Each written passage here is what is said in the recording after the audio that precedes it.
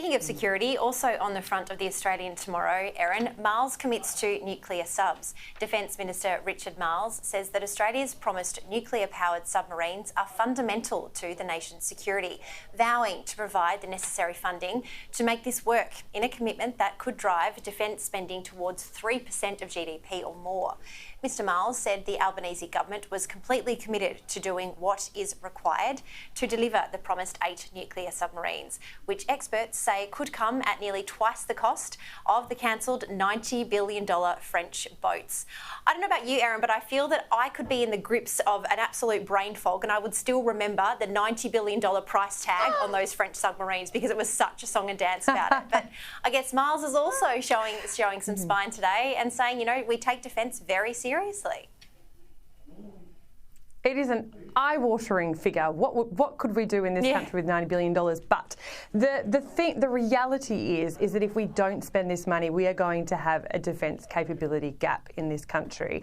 And as I said, you know, this is going to be the most contested region, and so that's in economic terms, it's in strategic terms, it's in military terms. So for better or worse, we absolutely have to invest into our defence. The problem is that we are not going to see these for decades. And so where is that going to leave us between now and middle of the century, right? So we do have to spend this money. I'm glad that the current government is doubling down on this effort.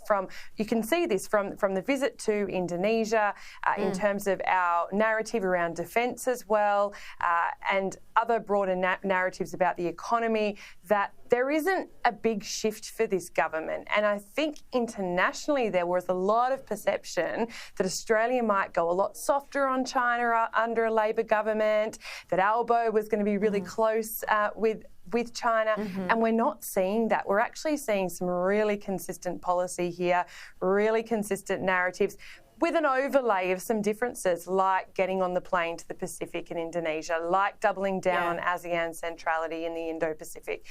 And we will see that with India as well. That'll be the other country that we'll see the Prime Minister and the Foreign Minister really focus on. So, you know, I actually think in many ways this is going to be a relatively successful strategy. Yeah. Kel, just on that, do you think that the fact that we've seen such an outward-looking administration, Anthony Albanese administration for the past 2 weeks, the fact that he's been on so many overseas trips, but maybe is in his back pocket thinking, you know, our defence capabilities could be a little bit thwarted because of the deal that fell through. So we're going to get on the front foot and be as preventative as we can in the region and just say, look, we're here to repair our relationships and let's move together as a bloc. Do you think that's a part of the strategy there?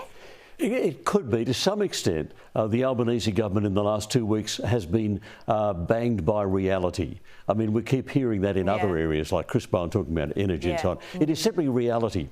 I mean, you can't not have nuclear submarines in the 21st century. Diesel submarines cannot be submerged for nearly as long. They're not as useful. You've got to have nuclear submarines. The fact we're not getting them to 2038 at the very earliest, and there's no guarantee we'll get them then, that's still a worry. I think it's interesting that we now have a bipartisan agreement on the need for nuclear submarines. Now, if they can agree on nuclear submarines, does that mean there might eventually be a bipartisan agreement on nuclear power generation, which generates no CO2 and suddenly would solve all the energy problems? We would have something that the wind farms can't generate. So I just wonder whether there is something that's got to be in the wind at some point. We're now saying we're not as panicked about nuclear as we once were. So the nuclear moratorium legislation in the Australian Parliament, which is a stupid bit of legislation, can be got rid of, and there can be a proper thought about and community conversation about what else do we do with nuclear power. Ah, yes, keep the lights on, keep the power bills down. I just wonder. Yeah, it's going to be very interesting to see if we can actually have a responsible and mature conversation about that in the public sphere and also the private sector as well.